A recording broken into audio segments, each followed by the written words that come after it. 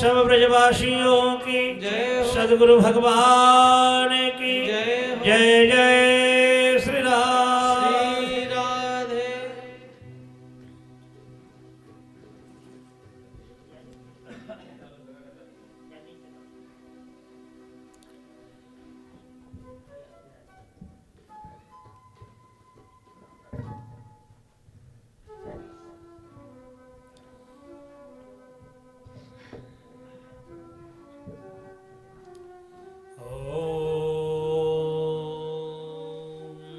नमो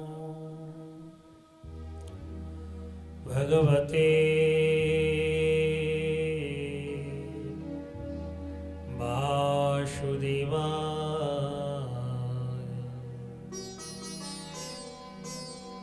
श्रीमद्भागवत महापुराणम् दशमस्कन्धः अथ षट्पञ्चाशत्तमोऽध्यायः। श्रीशुक उवाच आसीत्शत्राजितः सूर्यो भक्तस्य परमसखा प्रीतस्तस्मै मणिं प्रादात् शूर्यतुष्टशमन्तकम्।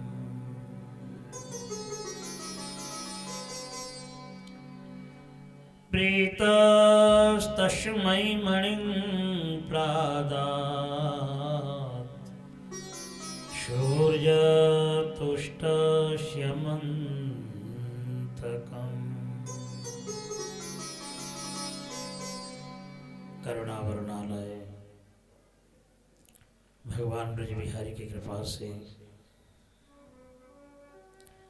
अनुष्ठित हुई भागवत साप्ताहिक ज्ञान यज्ञ में उपस्थित सर्व ब्रजवासियों की श्री चरण कमलों में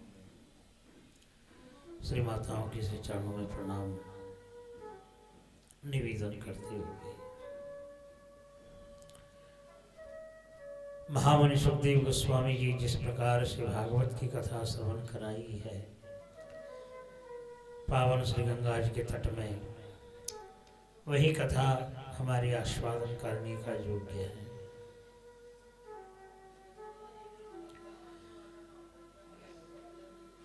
भीष्मकनंदिनी रुक्मिणी जी का पाणी ग्रहण द्वारका में बड़ी धूमधाम से हुई है, जो कि देवता सवाई करके इस विवाह पर्व में भाग लिए थे। द्वारकायामभूद राजन् महामोदपुरोकशाम्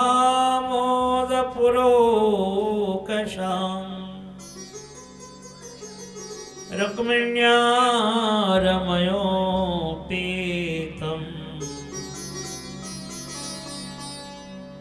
दृष्ट्वा कृष्णं श्रियं पतिम्। राजन द्वारका में ब्रह्मानंद से भी बढ़कर के महा आनंद सागर में एक एक जादव आनंद लेकर के डूब रहे थे, जिनमें कुरु संजय कैकय यदु कुंती भोज दशरथ इत्यादि एक एक वंश सजाए करके भगवान के विवाह पर्व में भाग लिए थे। तो ही राजन उसी द्वारका में एक भगवान के ही परम भक्त लेकिन सूर्य नारायण के अनन्य भक्त थे। सूर्य नारायण के अनंत भक्त अनन्य भक्त सूर्य नारायण की उपासना करने से निरोग प्राप्ति, ऐश्वर्य धनों की प्राप्ति होती है। तो इसलिए सत्राजित राजा सूर्य नारायण की कृपा से बड़ी धनवान हुए। एक स्यमंतक मणि भी प्राप्त किए थे।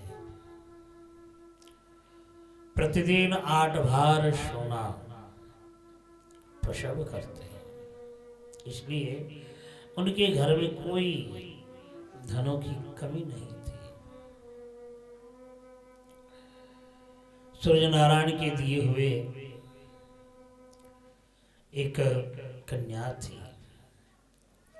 वह कन्या का नाम है सत्यभामा।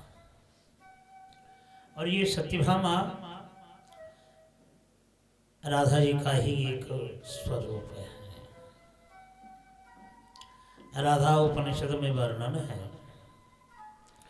भगवान के जैसे 3 स्वरूप होते हैं।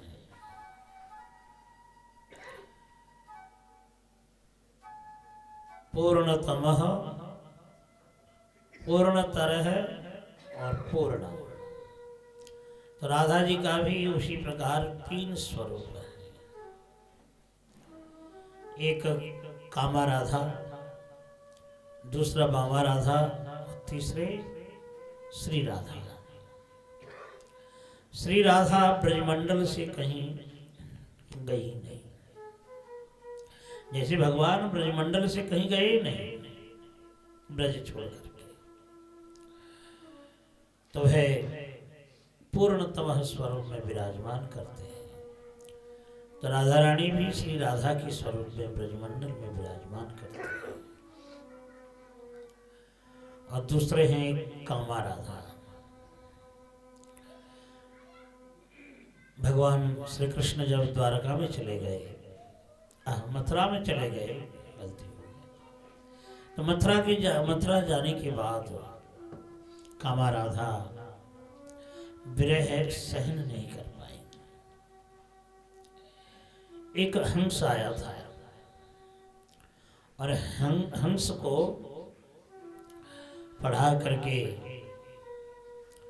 अपनी दूत बना करके मथुरा की ओर भेज रही थी कि अरे दूत देख तो यह रास्ता में जा, और जहाँ हमारे श्याम सुंदर श्री कृष्ण नहाय करो है, बाघ घाट में जाए के मीरों का जो संदेश दियो।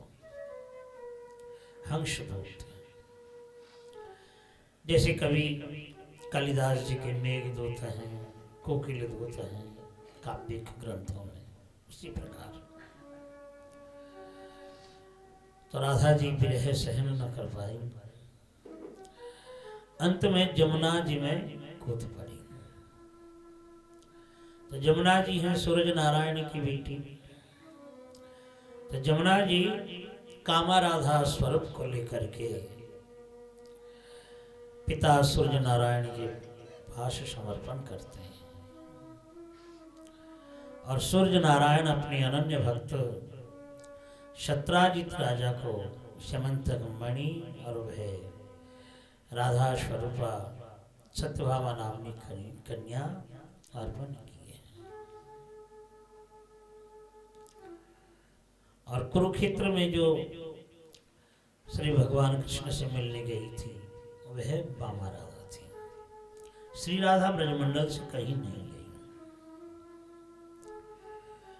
तो सत्राजित राजा एक समय गले में कंठे में अपनी स्यमंतक मणि धारण करके सुधर्मा शोभा जदुकुल के शोभा में गए थे। तो सभी ने देखे कि बड़ी जगमगाता हुआ ज्योति प्रकाशमान होकर के मानो सूर्य नारायण आ रहे हैं। दादाओं ने कहा कि देखो देखो प्रभु, ये तो सूर्य नारायण आ रहे हैं, आज तो हमारे भाग ही खुल गए। द्वारकानाथ बोले ये सूर्य नारायण नहीं है, सूर्य नारायण के दिए हुए स्यमंतक मणि। इतनी प्रकाश। देखो उतने समय सत्यराजित राजा के पहुंच गए तो बहुत प्रकाश हो रहा था। तो वे भी बैठे तो मुस्कुरा कर भगवान बार बार समंतक मणि की ओर देखने लगे। तो शायद कुछ कहे तो हम समंतक मणि के बारे में बोले। सत्यराजित राजा कुछ बोले नहीं। तो भगवान खुद ही बोलने लगे कि सत्यराजित तो तुम्हारे पास ये मणि है और ये मणि महामूल्य वस्तु है और तुम इतनी धन रोजीना प्राप्त करके करते क्या? देखो ये मणि समाज सेवा के लिए होना चाहिए। ग्राम की सेवा, समाज सेवा या देश की सेवा के लिए, तब जाकर के सार्थक होता। सत्यराजित राजा ने इनकार कर दिया कि नहीं, ये मणि मैं किसी को नहीं दूंगा। ठीक है भाई। लेकिन भागवत वर्णन करते हैं देवता के दिए हुए कोई वस्तु हो या साधु संतों का दिया हुआ कोई वस्तु हो, अच्छी तरह से सुरक्षित करके रखना चाहिए। और केवल सुरक्षित नहीं, पवित्र बन करके धारण करना चाहिए। तो सत्यराजित राजा तो परम भक्त थे, लेकिन उनके जो छोटे भाई प्रसेन इतना पवित्र स्वरूप में नहीं रहा करता, तो इसलिए एक दिन वह मणि को धारण करके मृगया करने के लिए वन में चले गए। अब परिणाम स्वरूप क्या हुआ, एक सिंह आए करके उसे पकड़ा और मणि छीन करके उसे मार करके चला गया। उसी वन में एक जाम्बुवान भल्लुक महाराज रहे, जो प्रभु रामचंद्र जी के परम महामंत्री थे। तो वह जाम्बुवान अपनी गुफा से निकल करके मणि को पहले मुट्ठी में, फिर सिंह को थपेड़ा मार के समापन कर दिया। जो वन का राजा है सिंह, तो जाम्बुवान ने सिंह को समापन कर दिया। तो वही मणि को लेके अपनी एक बेटी थी जाम्बवती, तो उनके हाथों में खेलने के लिए दे दिए। द्वारका में क्या हुआ, एक दिन, 2 दिन, 3 दिन जब निकल गया, सत्यराजित राजा ने किसी के पास कहा कि देखो अर्थ कैसे लालच वस्तु है, लालची वस्तु है। भगवान त्रिभुवन के स्वामी हैं और त्रिभुवन के स्वामी बन के भी एक मणि के कारण मेरे भाई को मार दिया। अब किसी के पास उन्होंने कहा, अब वह धीरे धीरे करणे करणे जपन जना, राजन 1 2 3 करके पूरी द्वारका में बात फैल गई। और भगवान श्री कृष्ण ने जब श्रवण किया, बड़ी दुखी हो गए। मेरे नाम में कलंक, ना तो हमने मणि हाथ में लियो, ना बाने दियो। अब तदंत करवे के काजे हैं, कछु जादवों को संग लेके निकल पड़ी, क्योंकि आपको कोई राह निकालना पड़ेगा। वन में गए तो प्रसेन मरे पड़े। जादवों ने देखा रे ये तो प्रसेन है, तो मणि कहाँ है? फिर एक दो चिन्ह देखते हुए आगे बढ़े तो सिंह मरा मरा पड़ा हुआ है। उसके भी आगे गए तो एक बड़ा सुरंग दिख रहा है। बड़ा सुरंग के भीतर वह मणि, छोटी सी बालिका, बाकी हाथ में। जादवों को दिखाया, देखो वो रहा मणि। तो जादवों ने कहा प्रभु आप क्या करें, फिर अंधेरी गुफा में कैसे जाओगे? बोले सुनो, खाली बालिका नहीं है, हाँ और कोई भी बलवान है, शक्तिशाली है। सिंह को मारने वाला कोई साधारण पशु नहीं है, इसलिए तुम एक काम करो, यहाँ पर रुको, शायद युद्ध करना पड़े, तुम्हें युद्ध करना है। तो प्रभु हमें पता कैसे लगेगा कि आप युद्ध कर रहे हैं, हम प्रतीक्षा करें? बोले तुम 14 दिन तक यहाँ रुको जाओ, और 14 दिन तक मैं बाहर नहीं निकलो तो समझ लियो कि मैं वहीं युद्ध में मारूंगा। बोले श्री सद्गुरु महाराज की जय। जो सच्चिदानंद भगवान, सच्चिदानंद स्वरूप भगवान है, जो अजर अमर हैं, वे कह रहे 14 दिन तक मैं नहीं निकलो तो समझ लियो कि मैं वहीं मर गया। तो भगवान भी मरते हैं लेकिन ये मानव लीला है, मानव लीला की पुष्टि कर रहे हैं। अंदर गए, बालिका के कन्या की धाई माँ थी, बड़ी जोर से चिल्लाई,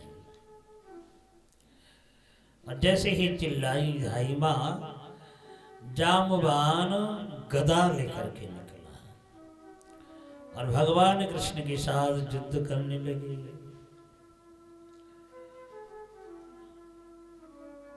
शजाचितो मणिं क्वापि यदुराजाय शौरिणाः नैवार्थ कामको प्रादात् जाञ्छाभङ्गमतर्कयन्। तो पहले जाकर के भगवान ने मणि को मांगा, लेकिन मणि को इनकार करते हुए जामवान युद्ध में आ गए और युद्ध करने लगे। अब युद्ध करते करते काल कलयतातीशः परो आत्मा तथात्मना दस्ये सदुत कलितो रोष कटाक्ष मोक्षहि। राजन 28 दिन तक युद्ध करती रही। 14 दिन की बात कहा चले, 16 दिना तक भी देख के यादव प्रवास क्षेत्र में आए के भगवान के नाम में तर्पण करने लगे, तिलांजलि देने लगे, और इधर में भगवान युद्ध करते रहे। 28 दिन युद्ध करके कोई किसी को परास्त नहीं कर पा रहे थे। अंत में जाम्बवान चरणों में गिर करके बोले, आप कौन हो? मेरे संग लड़ने वाला इस संसार में दूसरा कोई है ही नहीं। एक होंगे तो एक हमारे इष्ट देव प्रभु होंगे, प्रभु राम जी। आप बताओ कौन हो? द्वारकानाथ हंस पड़े, जाम्बवान तुम तो हमारी परम भक्त हो, महामंत्री हो, महामंत्री। कुछ समय के लिए तो जाम्बवान चौंक गया, फिर याद आया, प्रभु आप हो, हमारे नाथ हो? बोले हाँ मैं द्वारकानाथ हूं। तब जाकर के उनके चरणों में गिर करके बोले संत भगवान की जय, सदगुरु भगवान की, संत समागम की, गुरु भाई की जय जय श्री राधे राधे।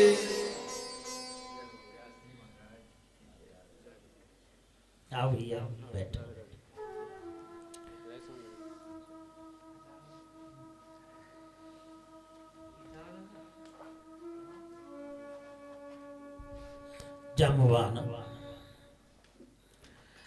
जाम्बवान बोले, प्रभु आप इस गुफा में कैसे आए? भगवान बोले कि देखो, मणे हेतु रिह प्राप्ता वयं वृक्ष पते बिलम मिथ्याभिशापं प्रमृजन आत्मनो मणिना मुना।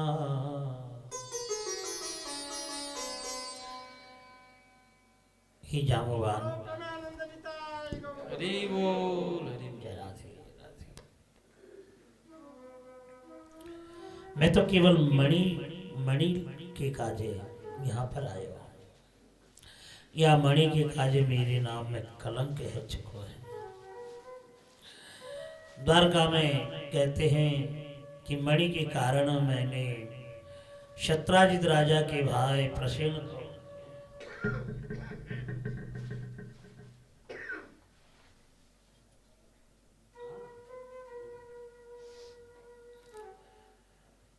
मणि के कारण मेरे नाम में कलंक है चुको है।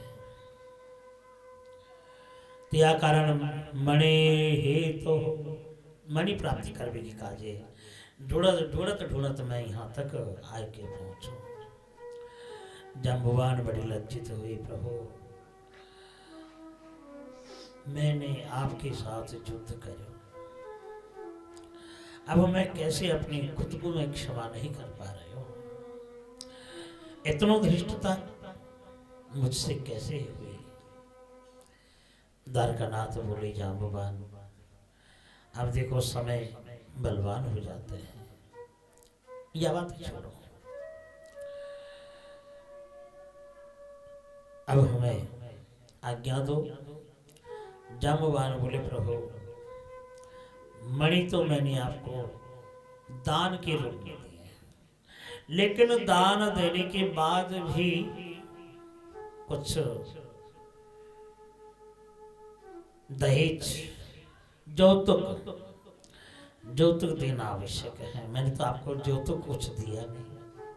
ये देखो मेरी कमल नयनी कमल गंधा ये कन्या है जाम्बवती, आपके श्री कर कमलों में मैं समर्पण कर रहा हूँ।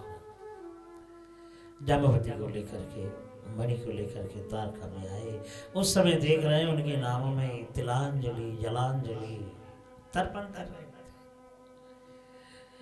टीकाकारों ने कई भाव वर्णन करे कि तर्पण का करने के समय उनके शक्ति संचार हुई। एक एक भाव बताते हैं। तो भगवान को देख करके सब कुछ छोड़ करके उनके समीप आए और पूरी बात बताई। और द्वारका में जाके एक बड़ी सी मीटिंग बैठाए के सभी को बुलाए करके राजा सत्राजित को बुलाया गया। भाई तुमने तो मेरे नाम में कलंक लगाए दिए, ये लो तुम्हारे मणि, कैसे प्राप्त करे, कहाँ कहाँ गए सब बताए। सत्राजित राजा लज्जित हो गए। जो द्वारका नाथ है यदुकुल चंद्रमा तिलक शिरोमणि, उनके नाम में मैंने कलंक लगाया और राजा के संग कोई विद्वेष करके सुख में वास नहीं कर सके। यह कारण अब सत्राजित करें तो करें क्या। उनकी जो बेटी थी सत्यभामा, उनके साथ विवाह देने के लिए सत्यधर्मा के साथ दिन क्षण लग्न सब कुछ तय हो चुका था। तो भी उन्होंने देखा ये सत्यभामा नामनी कन्या को मैं भगवान के हाथ में समर्पण कर दूं तो हमारे में एक संबंध सदा के लिए बनी रहेगी। तो शतधन्वा को तो दिया नहीं, दिया भगवान श्री कृष्ण के हाथों में, क्योंकि उन्होंने मणि लिए नहीं। मणि देने चाह रहा था, लेकिन द्वारकानाथ श्री कृष्ण ने कहा नहीं, मणि के कारण मेरे नाम में कलंकित हुई है, मैं मणि नहीं लूंगा।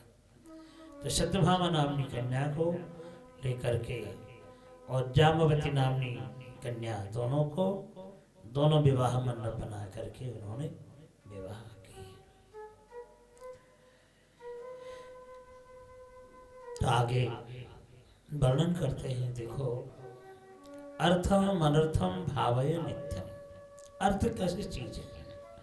अक्रूर जी महाराज इतनी भक्तिमान है, नवविधा भक्ति में चरण बंधन में प्रवीण है। ब्रज में आए कदा द्रक्ष्यामि, कब मैं उन चरणों को मैं देख पाऊं। ब्रज धूल में लूट फूट खा रहे थे, और वही अक्रूर ने ऐसे शतधन्वा को बुद्धि दिया कि अरे शतधन्वा, सत्यभामा का साथ तो तेरा ही शादी होने का बात थी, लेकिन सतराज इतनी कन्या तो तुम्हें दिया नहीं, लेकिन कम से कम मणि तो ले सके, मणि तो उनके पास है। अब लालच में आकर के गर्मी के दिन और महाराज शतराज सो रहे थे, दिन में विश्राम कर रहे थे। शतधन्वा आए के उनके शिरस छेदन करके मणि को लेकर के चले जाते। अब सत्यभामा देख करके बड़ी जोर से चिल्लाने लगी, लेकिन वहां पर कोई नहीं। उस समय कृष्ण और बलराम हस्तिनापुर चले गए थे, पांडवों के समीप। सत्यभामा वहां पर जाकर के, हस्तिनापुर जाकर के पूरी की पूरी बात बताई कि ऐसे ऐसे मेरे पिता को मार डाले। कृष्ण बलराम बड़े गुस्से में आकर के अस्त्र लेकर के शतधन्वा को मारने के लिए तैयार हुए। और शतधन्वा को जब मालूम चला कि प्रभु मुझे मारने वाले हैं, अब मणि ले तो लिए और रखेंगे कहाँ? अक्रूर ने बुद्धि दिया तो अक्रूर को ही दिया, लो ये मणि आप संभालो और आप हमारे संग युद्ध करो, क्योंकि भगवान हमें मारने वाले हैं। अक्रूर जी बोले, कहा तो जरासंध 17 बार लज्जित होकर के चला गया और मैं उनके साथ युद्ध करूं? उनके साथ युद्ध करने वाला इस संसार में कोई है ही नहीं। तो शतधन्वा बोले, जब उनके साथ युद्ध करने वाला कोई है ही नहीं तो मुझे क्यों भड़काया? भाई मणि के कारण मुझे क्यों भड़काया?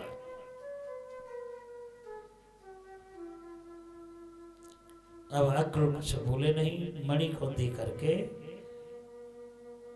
घोड़ी में सवारी हो करके बन करके निकल गए। पीछे से कृष्ण और बलराम दोनों पीछा किया। मिथिला जनकपुर अतिक्रम करके आगे निकले। घोड़ा गिर कर के वहीं समापन हो जाते हैं। शतधन्वा दौड़ने लग जाता है और पीछे से श्री कृष्ण जा करके उनको विनाश किया, मार डाला। और अंत में जाकर के मणि ढूंढने लगे, मणि उन्हें मिली नहीं। आकर के जब बड़ी भैया बलराम जी को कहने लगे, भैया मणि तो उनके पास है, मैंने तो मार डाला। बलदेव जी ने कहा, नहीं नहीं, मणि तो उनके पास थी। अरे मार करके उनके हाथ में मणि थी। श्री कृष्ण कहते हैं, भैया नहीं, मणि तो मुझे मिली नहीं। लेकिन बलराम जी ने कहा, नहीं, मणि उन्हीं के पास था।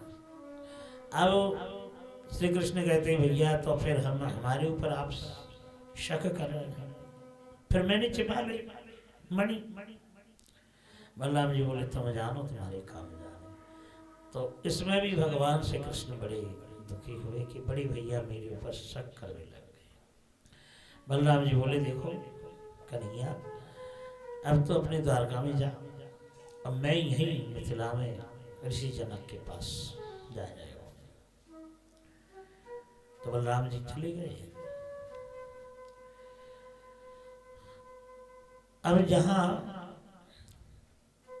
लक्ष्मीपति भगवान श्री कृष्ण विराजमान कर रहे हैं, महा दुर्भिक्ष, अनटन, अनावृष्टि, अब ये कोई कहीं हो सकता है?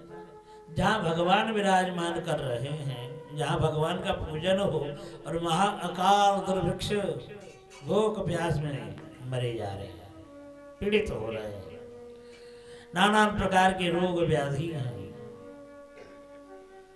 और इधर में वर्णन किए हैं सुखदेव जी ने, राम राजिनी सुखाव, राम जहाँ प्रभु राम राज्य करते समय आदि व्याधि ग्लानि शोक जरा दुख कुछ भी नहीं रहा, और भगवान द्वारकानाथ रहते हुए इतनी सारी अकाल दुर्भिक्ष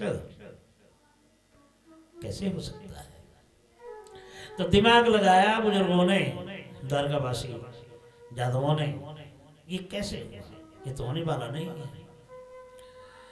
फिर मणि की बात आई, चर्चा होने लगी, भाई मणि का है। फिर काशी नगरी की बात चलने लगी, भाई काशी में वहां तो सभी सुखी हैं और बारिश भी हो रही है, वहां पर धन धान्य और अक्रूर जी का बड़ा नाम हो रहा है, बात तो जय जयकार हो रहा है, डंका पिट रहा है, दानियों में कोई है तो अक्रूर जी है। तो अक्रूर जी के पास मणि है, तो उद्धव को द्वारका भेजते हैं, काशी में भेजते हैं, और अक्रूर जी को जब ले लाए तो उनके साथ मणि है। मणि जब लेके आए तो धीरे धीरे अकाल दुर्भिक्ष अनटन सब अलाय बलाय सब दूर हो गए। अब कहीं बारिश नहीं हो रही हो और वहाँ भागवत कथा शुरुआत हो जाए तो पहले से ही बारिश होने लग जाती है। तो भगवान की कृपा है ना। तो द्वारका में दिखाया गया मणि का प्रभाव, मणि भगवान का ही एक दिए हुए वस्तु है। तो इसलिए सभी के सानिध्य में वह मणि लेकर के अपने बड़े भाई बलदाव दादा के हाथ में दिए कि देखो ये मणि अक्रूर जी के पास है। तब जाकर के भगवान के नाम में जो कलंक लगा था सब नष्ट हो गया। भगवान नमणिं प्रतीक्षामो वयं नृपः तवास्तां देव भगतस्य वयं च फलभागिनः। तो श्यमंतक मणि की आख्यान राजा सत्राजित भगवान द्वारकानाथ के चरित्रों को जो श्रवण करेंगे, लीलाओं को हृदयंगम करेंगे, तो आख्यानं पठति शृणोति अनुस्मरित बा, अनुस्मरित बा। तो अनुस्मरण करने से दुष्कृति दुरितम अपोह्य जाति शांति, तो दुष्कृति नाश होकर के जीवन में परमा शांति मिलेगी। एक समय श्री कृष्ण इंद्रप्रस्थ गए थे, तो अर्जुन श्री कृष्ण को लेकर के वन में निकल पड़े। तो वन में घूमते समय भगवान एक तरफ अर्जुन एक तरफ, तो जब विचरण कर रहे थे तो वन में कालिंदी नामनी एक सुंदर कन्या भगवान को पति के रूप में प्राप्त करने के लिए ध्यान में बैठी थी। अर्जुन ने देख लिया, उतर करके पूछने लगी तुम कौन हो, अकेली यहाँ क्यों, निर्जन वन में, यहाँ तो कोई है नहीं। कालिंदी बोली कि हे वीर, मैं द्वारकानाथ को पति के रूप में प्राप्त करना चाहती हूँ। तो तुम्हारे स्वरूप, मेरा नाम तो कालिंदी है, लेकिन दूसरा स्वरूप है जमुना। अर्जुन कालिंदी नामनी कन्या को रथ में बैठा करके इंद्रप्रस्थ लाए और महाराज युधिष्ठिर के हाथों में समर्पण किए। युधिष्ठिर महाराज मनोभाव से, बड़ी मनोभाव से, बड़े धूमधाम लगा करके भगवान श्री कृष्ण के साथ विवाह कराए। तो नागनी जीते, लक्ष्मणा, सत्या, भद्रा, तैसे 8 पाट रानियों का उन्होंने पानी ग्रहण किया। और 8 पाट रानियों में से जो बड़ी है रुक्मिणी, सबसे पहले एक सुंदर पुत्र जन्म हुआ, नाम रखा गया प्रद्युम्न। नाम रखा गया प्रद्युम्न।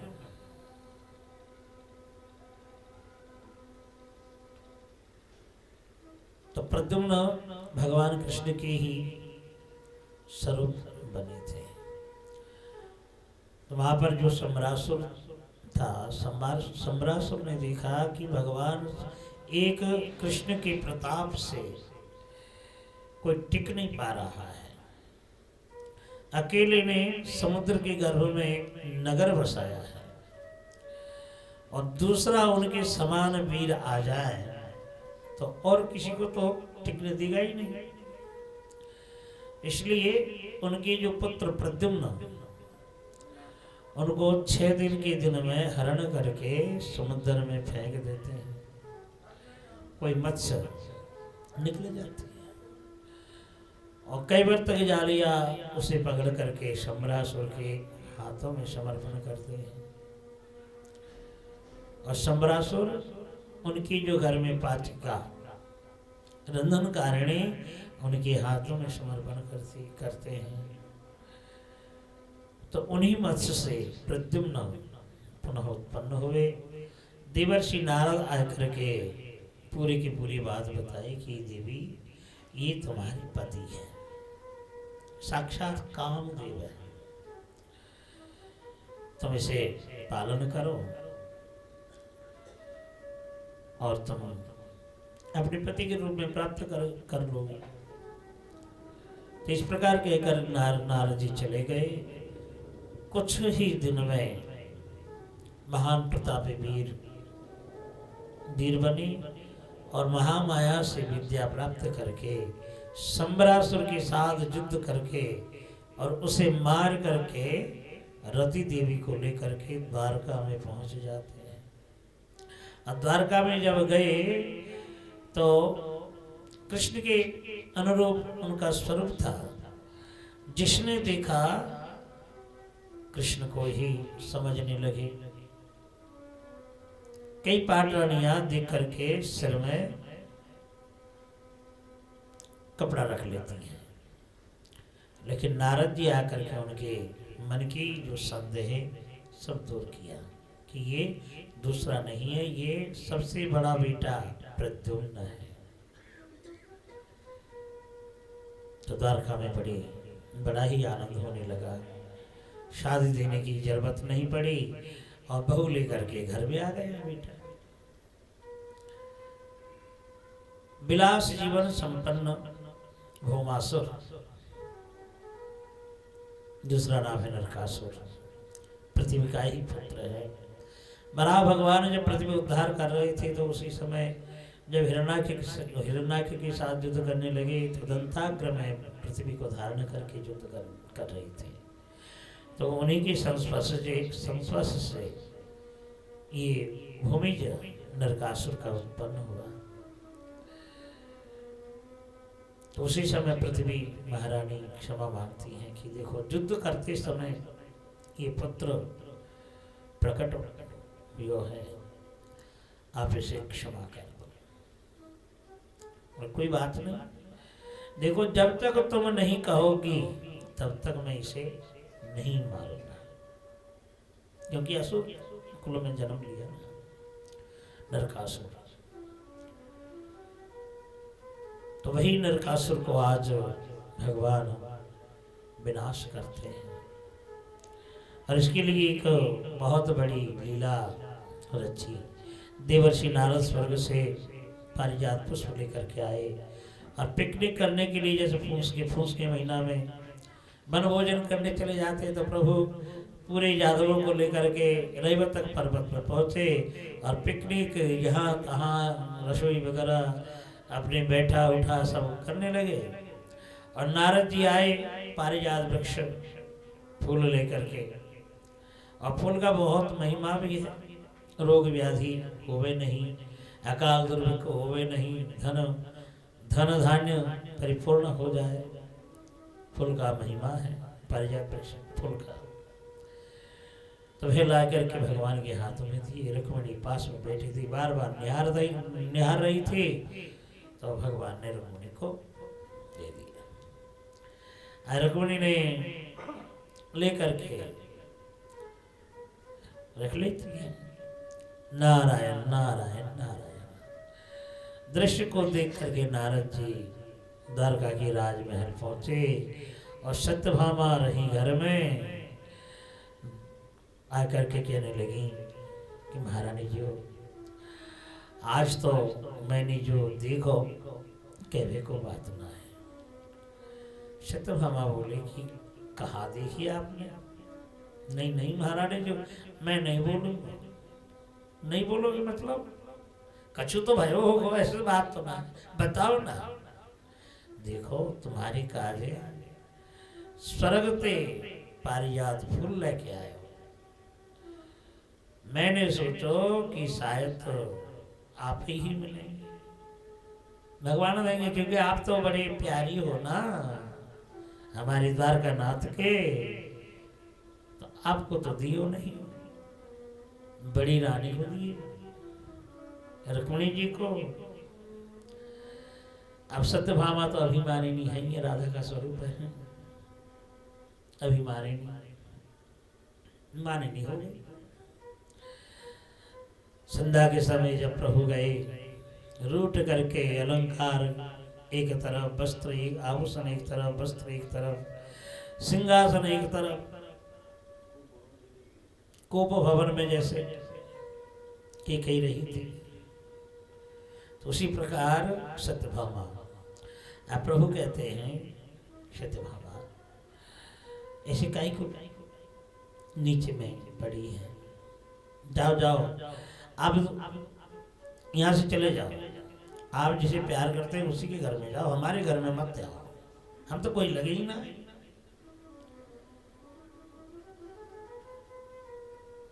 द्वारकानाथ सोच में लग गई कि बात कहाँ है, मैं तो बढ़िया रख के गए और अकस्मात ये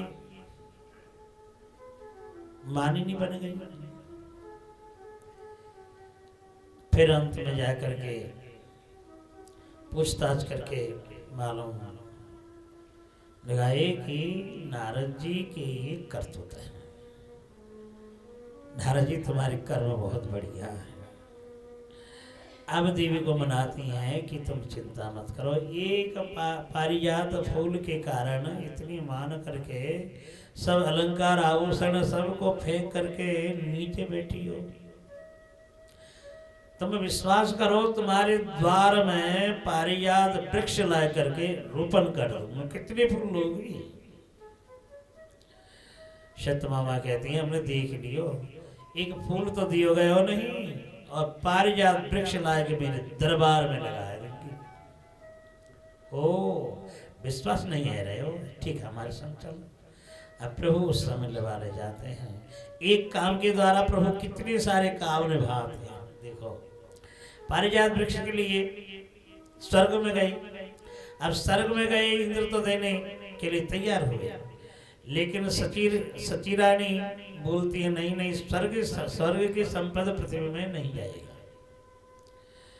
अब इंद्र है राजा देवराज, और सची कहती है नहीं नहीं, स्वर्ग की संपदा नहीं जाएगी। तो भगवान बोले इंद्र तू है राजा, और वो मना करने वाले कौन है? मनाओ, और नहीं तो फिर युद्ध करना पड़ेगा। लास्ट में इंद्र युद्ध करने लगे, क्योंकि ये अपनी पत्नी है ना। अब स्त्रैण पुरुष जो होते हैं, अब तो अपनी पत्नी की बात मानेंगे, दूसरे की बात थोड़ी मानेंगे। तो भगवान कहे दिए, देखो स्त्रैण पुरुष जैसे तुम काम कर रहे हो, देवताओं का राजा तुम हो, इंद्राणी नहीं। तुम कहोगे तो अभी दे देंगे, ठीक है, नहीं दे रहे हो तो फिर युद्ध करो। इंद्र युद्ध करने लगे। तो भगवान के साथ कोई युद्ध करके जीत सके? भक्त तो भले ही जीत लेंगे, भक्त जीत लेंगे, लेकिन देवता नहीं जीत पाएंगे। तो परास्त करके पारिजात वृक्ष उखाड़ करके लेके आ रहे थे। उसी समय पीछे से बोली, प्रभु हमारी जो जननी है, जो अदिति माँ, उनके छत्र कमंडल कुंडल, छत्र कुंडल ये नरकासुर हरण करके लेके गए, कृपा करके लाके। तो उसी समय सत्यभामा को गरुड़ के ऊपर बैठा करके प्रागज्योतिषपुर में चढ़ाव कर दिए, और चढ़ाव करने से मूलदैत्य आदि एक दैत्य आए, भगवान ने विनाश किया। अंत में नरकासुर आए, और नरकासुर को भी सुदर्शन चक्र से समाप्त करके उन्हीं के द्वारा भारतवर्ष में जितनी जितनी राजकन्याएं सुंदर दिखती थी, ला करके अपने कारागृह में कैद करके रखी थी। 16,100 राजकन्या। अब भगवान उनको मुक्त कर दिए, तुम अपने घर चले जाओ, तुम अब मुक्त हो। कन्याएं बोली कि प्रभु हम तो अपने घर चली जाएंगे, लेकिन कन्या परकीया है, घर में जाने के बाद भी पिता हमें किसी के हाथ में ना किसी के हाथों में समर्पण कर ही देंगे। और कहीं ऐसे ना हो जाए, अंबालिका पिता भीष्म के पास गई और फिर ने अंगीकार नहीं किया, तो ऐसा हमारा जीवन है जाए तो फिर कोई काम का नहीं रहेगा। तो प्रभु आप ही कृपा करके अपने चरणों में हमें स्थान प्रदान करो। तो भगवान श्री कृष्ण ने 16,100 राजकन्याओं को अलग अलग विवाह छामड़ बना करके उन्होंने विवाह रचाई। अलग अलग कहने का मतलब है भगवान महान योगीश्वर है। जैसे रास मंडल में एक एक स्वरूप धारण करके लीला रचाए थे सखियों के साथ, तो उतना ही द्वारका में स्वरूप धारण करके राजमहल बनाए करके सभी के मन को, सभी को प्रसन्न किया। बोले द्वारकानाथ भगवान की जय हो। तो द्वारका में जाकर के भगवान बड़े गारहस्थ जीवन बिताने लगे। नारद जी सोचने लगे संसार में कोई एक से दो शादी कर ले, दूसरी शादी कर ले तो उनके जीवन बड़ी कलुषित जीवन हो जाती है, कष्टमय जीवन होता है। लेकिन भगवान ने इतने सारे विवाह करके कैसे सुखी है। भक्त है ना, भक्ति के मन तो दर्शन कर भी को चाहे। अब बन को मन ऐसा है रहे हो कि देखूं तो कम से कम खटपट कैसो है रहे हो भगवान के साथ। अब छद्म सर्व धारण करके नारद जी एक एक राज मंदिर में गए। अब ऐसे एक एक राज मंदिर में गए तो एक एक स्वरूप में दर्शन मिले। एक एक स्वरूप में, कहीं सिंहासन में बैठे हैं, कहीं यज्ञ कर रहे हैं, कहीं बालक लगे खिला रहे हैं, कहीं स्नान कर रहे हैं, कहीं तर्पण कर रहे हैं। तो एक एक अलग अलग रूप दिखाई पड़े। तो इससे उन्हें मालूम लगा कि भगवान एक होकर के भी अनंत स्वरूप धारण कर रखे। श्रुतियाँ कहती हैं ना, एको हम बहु श्याम, एक होकर के भी भगवान अनेक रूप धारण करते हैं। तो ये द्वारका में अनेक स्वरूप धारण किए और ब्रजमंडल में भी वत्स चारण के समय वत्स और सखाओं को हरण करने के बाद ब्रह्मा जी जब हरण करके ले गए तो भगवान अनंत स्वरूप धारण करे, जैसे सखा वस्त्र आभूषण चाल चलन हाव भाव, तो एक होकर के भी अनंत स्वरूप में प्रभु प्रकट हो गए। अंत में नारद जी को पहचान लिया। नारद जी कैसे छिप छिप करके और देख करके निकल के जा रहे हो, कम से कम आओ ना, राधे राधे श्याम श्याम करो, आओ। नारद जी लज्जित हो गए, प्रभु मैं आपके ये लीलाएं देख के धन्य है गए,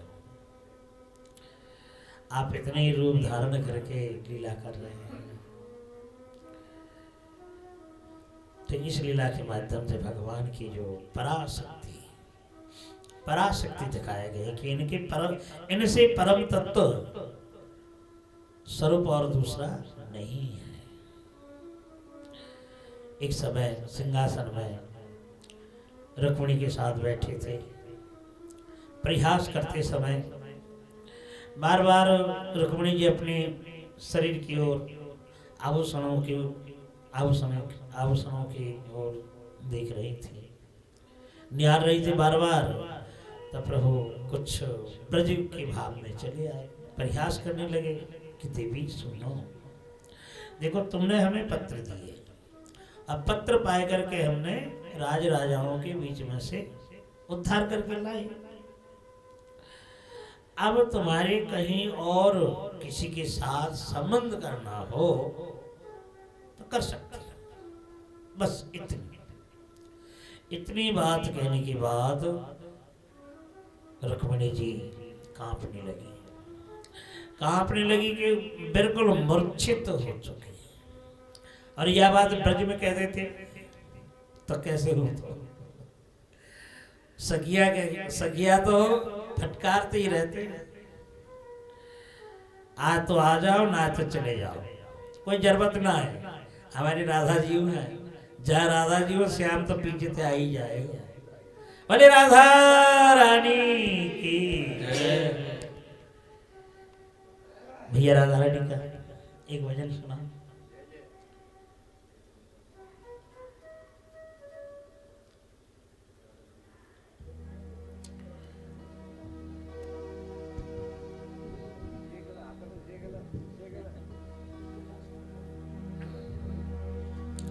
आप ही आएगा श्रीधर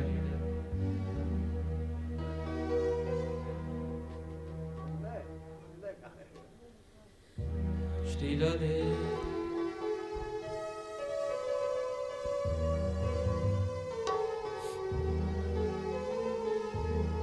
ओ राधा रानी मेरे साथ है,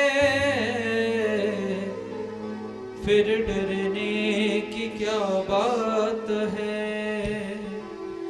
राधा रानी मेरे साथ है, फिर डरने